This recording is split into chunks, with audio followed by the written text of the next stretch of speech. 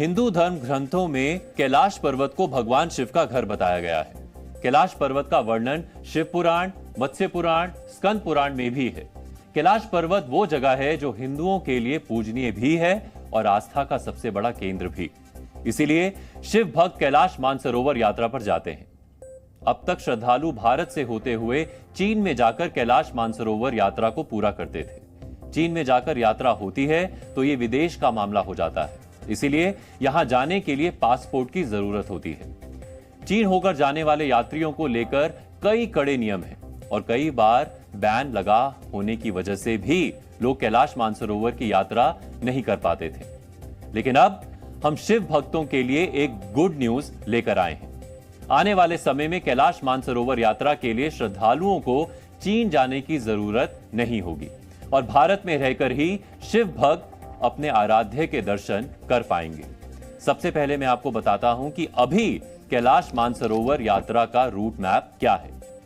अभी कैलाश मानसरोवर का जो रूट मैप है वो काठ गोदाम से आगे बढ़ते हुए दो रास्तों में बढ़ता है। एक रास्ता पिथौरागढ़ की तरफ से जाता था और दूसरा रास्ता सेराघाट और दीदी हाट होते हुए जाता था। पिथौरागढ़ और सेराघाट का ये रास्ता आगे जाकर धारचूला पर एक हो जाता है। इसके बाद कैलाश मानसरोवर यात्रा सिरखा गूंजी होते हुए नाभी डांग तक जाता है। इसके बाद लिपू पास से चीन शुरू हो जाता है।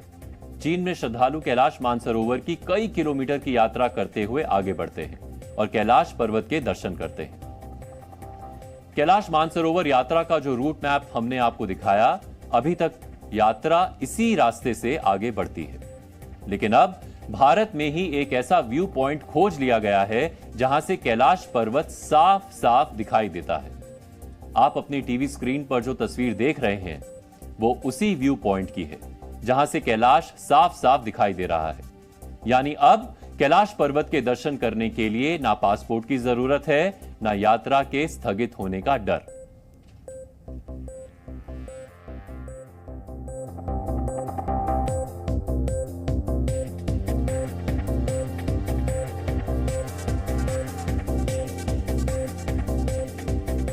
भारत में रहकर ही श्रद्धालु कैलाश पर्वत में दर्शन कर पाएंगे। श्रद्धालु जल्द से जल्द लिपू लेक से ही कैलाश पर्वत के दर्शन कर पाएं, इसको लेकर तेजी से काम चल रहा है। यह सब कैसे होगा, कैसे श्रद्धालु भारत में रहकर ही कैलाश पर्वत के दर्शन कर पाएंगे, अब ये आपको बताते हैं। उत्तराखंड के पिथौरागढ़ जिले से कैलाश पर्वत के दर्शन होंगे। नाभी डांग से 9 किलोमीटर की यात्रा करने के बाद 1.8 किलोमीटर की यात्रा करने के बाद 1.8 किलोमीटर की खड़ी चढ़ाई पार करने के बाद लिपू लेक की चोटी आती है। लिपू लेक पर ही एक ऐसा व्यू पॉइंट है जहां से कैलाश पर्वत साफ साफ दिखता है। यहां से कैलाश पर्वत की हवाई दूरी सिर्फ 50 किलोमीटर है, यानी उत्तराखंड से 50 किलोमीटर दूर के पर्वत को सीधे देखा जा सकता है। कैलाश मानसरोवर एक ऐसी धार्मिक यात्रा है जिस पर बहुत लोग जाना चाहते हैं, लेकिन कई प्रतिबंधों और कड़े नियमों की वजह से कम लोग ही यहां जा पाते हैं। अब बहुत जल्द इस समस्या का समाधान होने वाला है। इसको लेकर सरकार बहुत तेजी से सड़कों का निर्माण करा रही है ताकि जब श्रद्धालु कैलाश पर्वत के भारत से ही दर्शन करें तो उन्हें किसी तरह की कोई दिक्कत ना हो। भारत के लोगों के लिए यह बहुत बड़ी खुशखबरी है। कैलाश पर्वत के नए रूट पर जी मीडिया भी पहुंचा है। जी मीडिया संवाददाता सुरेंद्र ढसीला ने नाभी डांग से एक एक्सक्लूसिव रिपोर्ट फाइल की है। नाभी डांग वही पॉइंट है जिसके आगे चीन का बॉर्डर है। कैलाश मानसरोवर यात्रा में नाभी डांग सबसे अहम पड़ाव भी है। यह रिपोर्ट आज आपको जरूर देखनी चाहिए।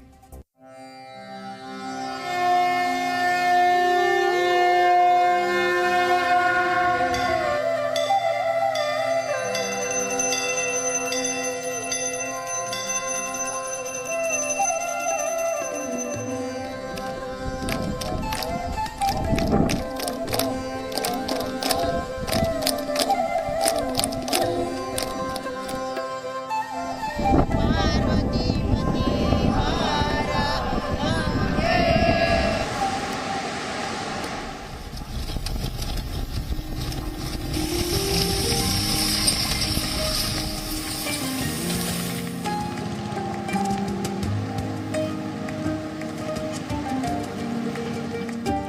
भारत चीन बॉर्डर में इस वक्त मैं काला पानी में हूँ। कुछ साल पहले नेपाल ने काला पानी पर अपना दावा किया था। इसके अलावा ये भी कहा था कि लिम्पियाधुरा, गुंजी और अन्य क्षेत्र जो हैं वो नेपाल के क्षेत्र हैं जिन पर भारत का कब्जा है। हालांकि नेपाल के ही बहुत सारी राजनीतिक पार्टियों और नेपाल के ही लोगों ने उसको खारिज भी किया था। इसका नक्शा भी पेश किया गया था। इसी काला पानी में मौजूद हूँ। आप ये देखिए, इस काला पानी में आईटीबीपी, भारतीय सेना और अन्य जो जवान हैं हमारे वो यहाँ तैनात रहते हैं। ये क्षेत्र ओम पर्वत को जाने वाला रास्ता है। यहाँ से करीब 5 किलोमीटर की दूरी पर ओम पर्वत है और इसके बाद अंतिम जो पोस्ट हमारी नाभिढांग है और उसके बाद लीपू लेक है। फिर चीन और भारत की नो मैंस लैंड यानी बॉर्डर का क्षेत्र है।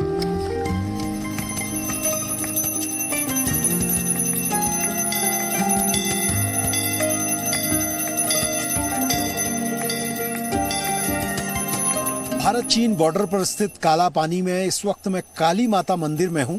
काली माता मंदिर इसलिए बहुत ज़्यादा प्रसिद्ध है कि मानसरोवर यात्रा में जो भी श्रद्धालु यहाँ आते हैं इस मंदिर में पूजा अर्चना करते हैं। यहाँ क्योंकि ये काला पानी क्षेत्र संवेदनशील भी है, इसलिए भारतीय सेना आईटीबीपी यहाँ तैनात रहती है। तो यहाँ आईटीबीपी और भारतीय सेना के द्वारा ही मंदिर में पूजा अर्चना की जाती है। मंदिर का रखरखाव, तमाम चीज़ें सेना के द्वारा यहाँ पर की जाती हैं।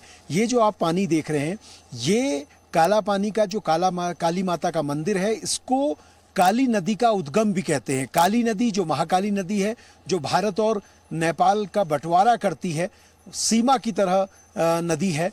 तो वो जो नदी का उद्गम है वो इसी मंदिर के ठीक पीछे पहाड़ी इस जो चट्टानें आपको दिख रही हैं, इन चट्टानों की ओर से ही ये पानी निकलता है।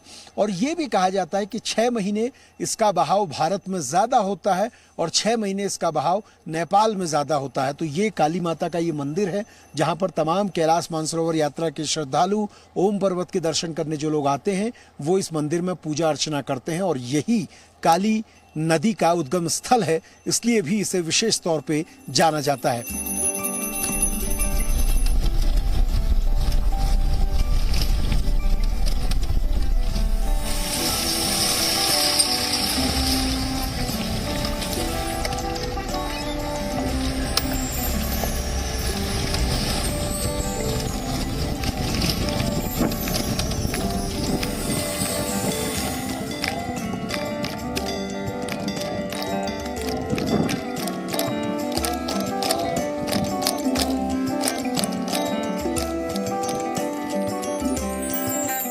इस वक्त हम नाभिढांग में हैं। नाभिढांग से ही आपको ओम पर्वत के दर्शन होते हैं। मेरे साथ कुमाऊं मंडल विकास निगम के कर्मचारी जमन सिंह बिष्ट जी हैं। बिष्ट जी, कैसा रुझान देख रहे हैं ओम पर्वत की ओर? और पहले लोग पैदल आते थे, अब सड़क होने के बाद क्या स्थिति है? जो साहब जो पैदल चलते हैं, ट्रैकिंग होता उसमें अलग ही वो था, क्योंकि आदमी एक पाई का हिसाब से देखता था, लोकेशन देखती थी। अब जो है गाड़ी का हुआ कुछ पता नहीं चलता है कि आए फोटो खींचा चल गए। लेकिन ओम की यहाँ पर जो सृष्टि हो रही है, शिव जी का ये ससुराल हुआ, घर वहाँ हुआ, कैलाश में हुआ। तो यहाँ पर उन्होंने अपना थोड़ा तपस्या किया तो यहाँ पर ओम विराजमान हो गया। सर, ओम पर्वत में क्या क्या उसके आमने सामने दिखते हैं? किस तरह? इसमें वैसे 5 ओम है, भाग्यशाली 5 देखता है। वैसे 4 ओम तो आप कल्पना कर सकते हैं, ये गुलाब के फूल की तरह से है। सबसे पहले नंदी आई, फिर डमरू आया, फिर ओम आया, फिर त्रिशूल आया, फिर उसके बाद गणेश जी सब। और अब श्रद्धालुओं की भीड़ कैसी है? पहले से ज्यादा होने लगी है क्या? सब श्रद्धालुओं की भीड़ तो पहले से भी बहुत आती। पहले पैदल आता था, आदमी थकता था। आजकल गाड़ी का है, इतने आते, एक दिन में मतलब 500-600 आदमी आते हैं।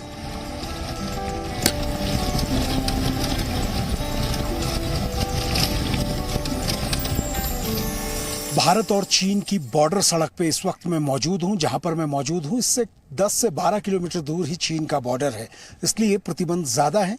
इस सीमा के बाद किसी भी तरीके से सिविलियन लोगों को कोई प्रवेश नहीं दिया जाता है। ओम पर्वत का जो व्यू पॉइंट है उसके बाद आप यहाँ से आगे का प्रवेश नहीं ले सकते हैं। इससे आगे तमाम जो जगह हैं हमारी सेना की पोस्ट है, आईटीबीपी की पोस्ट है, और बॉर्डर के लिए जो सड़क है वो लगातार आगे की ओर तैयार की जा रही है। हालांकि बॉर्डर तक पूरी सड़क है, लेकिन अब इसके डामरीकरण का काम चल रहा है, क्योंकि ये महत्वपूर्ण सड़क है। एक दौर वो था जब भारत और चीन के बॉर्डर में सड़कें नहीं पहुंचती थी और फौज को, आईटीबीपी को दिक्कतें होती थी, लेकिन अब भारत के चीन बॉर्डर पर सड़कें पहुंच चुकी हैं। आप ये देखिए, इस तरह की ऊंची चोटियां आपको नजर आती हैं। इन ऊंची चोटियों पर हमारे तमाम जो जवान हैं वो जगह जगह तैनात रहते हैं और इन पर एसआरपी और एलआरपी ये दोनों उनको करनी होती है, लॉन्ग रेंज पेट्रोलिंग और शॉर्ट रेंज पेट्रोलिंग, जिसके जरिए बॉर्डर को तमाम जगह देखा जाता है कि किसी तरह की कोई घुसपैठ तो नहीं है। क्योंकि ये जो बॉर्डर क्षेत्र है, यहाँ सुरक्षा के कारणों से हम इस क्षेत्र का नाम नहीं ले सकते, लेकिन आपको ये बताएंगे कि यहाँ से चीन सबसे नज़दीक है, इसलिए यहाँ पर सेना की नफरी भी अब पहले से बहुत ज़्यादा है और आईटीबीपी की टीमें भी यहाँ पर तैनात रहती हैं।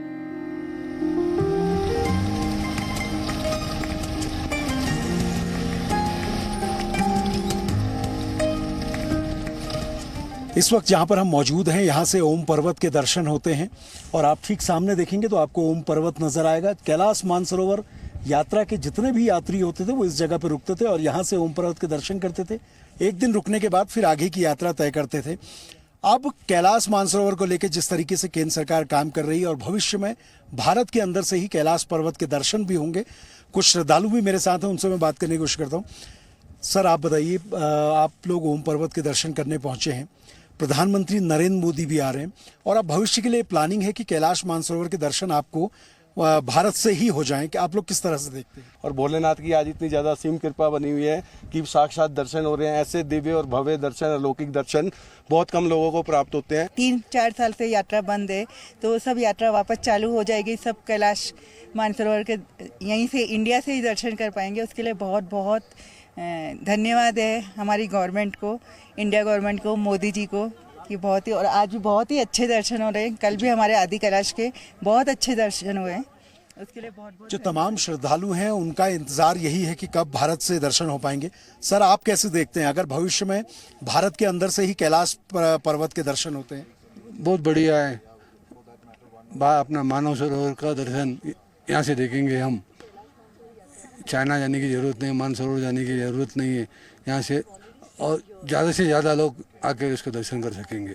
समुद्र तल से करीब 15,000 फीट की ऊंचाई पर इस वक्त नाभिढांग में हम मौजूद हैं और ठीक सामने अगर आप देखेंगे तो आप देखिए ओम पर्वत आपको नजर आएगा। ये कैलाश की पूरी पर्वत श्रृंखला है कैलाश पर्वत की, और यहाँ आपको सामने दिखता है ओम पर्वत। स्कंद पुराण में ये बताया गया है कि भगवान शिव ने अपने त्रिशूल से इस ओम को उकेरा है और ये भी कहा जाता है कि ओम साक्षात भगवान शिव का ही रूप है। और यहाँ तमाम जो पर्यटक आते हैं वो इस ओम पर्वत के दर्शन करते हैं। भारतीय पर्यटक होते थे, जो श्रद्धालु होते थे, वो यहाँ विश्राम करते थे और इसके बाद यहाँ से 10 किलोमीटर की यात्रा तय करके लीपू लेक के जरिए चीन में प्रवेश करते थे और वहाँ से फिर चीन इस यात्रा को कराता था। जो श्रद्धालु इसमें भाग लेते थे उनको करीब 1.5 लाख से ज़्यादा, लगभग 1,80,000 के करीब उनसे शुल्क लिया जाता था। कुमाऊं मंडल विकास निगम के द्वारा पूरी यात्रा कराई जाती थी, लेकिन अब इस यात्रा का स्वरूप बदलेगा। भारत से ही इस यात्रा को कराने की तैयारियां चल रही हैं, लगातार टीमें काम कर रही है। अगर ऐसा होता है तो फिर भारतीय श्रद्धालुओं को भविष्य में भारत के अंदर से ही इस यात्रा को करने का सौभाग्य मिलेगा और यात्रा पहले की तुलना में काफ़ी सस्ती भी होगी। कैमरा पर्सन संदीप बड़ौला के साथ सुरेंद्र डसीला, जी मीडिया, ओम पर्वत, नाभिढांग।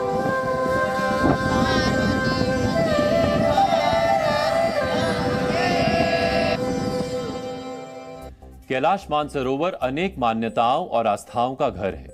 हिंदू मान्यताओं में कैलाश पर्वत को शिवजी का घर बताया गया है। हम आपको कैलाश पर्वत को लेकर कुछ एक्स्ट्रा जानकारी भी देना चाहते हैं, जिसे जानकर आपको पता चलेगा कि भगवान का ये पावन स्थल क्यों बेहद खास है। धार्मिक नजरिए से कैलाश पर्वत हिंदू, जैन, बौद्ध और तिब्बत का बौन यानी चारों धर्मों का केंद्र माना गया है। कैलाश पर्वत भले ही सबसे ऊंचा पहाड़ ना हो, लेकिन आज तक कोई भी इंसान इस पर चढ़ नहीं पाया है। कैलाश पर्वत से ओम की आवाज सुनाई देती है, जिसको लेकर कई रिसर्च भी हुई है। कैलाश पर्वत पर 2 रहस्यमयी झीलें हैं। पहली मानसरोवर झील, जो शुद्ध पानी की झील है। दूसरी राक्षस झील, ये खारे पानी की झील है। तीर्थयात्री इन्हीं झीलों के पास जाकर पवित्र कैलाश पर्वत के दर्शन करते हैं। कैलाश पर्वत की 4 दिशाओं में 4 नदियों का उद्गम स्थल है। ब्रह्मपुत्र, सतलुज, सिंधु और करनाली। कैलाश पर्वत रहस्यों से भरा हुआ है। इस पवित्र पर्वत से जुड़े हुए कई ऐसे रहस्य हैं जिनका आज तक पता नहीं चला है। लेकिन जिस तरह से हिंदुओं के लिए माता वैष्णो देवी की यात्रा है, अमरनाथ यात्रा है, ठीक उसी तरह से कैलाश मानसरोवर यात्रा भी है। अच्छी बात है कि अब भारत से भी शिव भक्तों को अपने आराध्य के दर्शन होंगे। Zee News.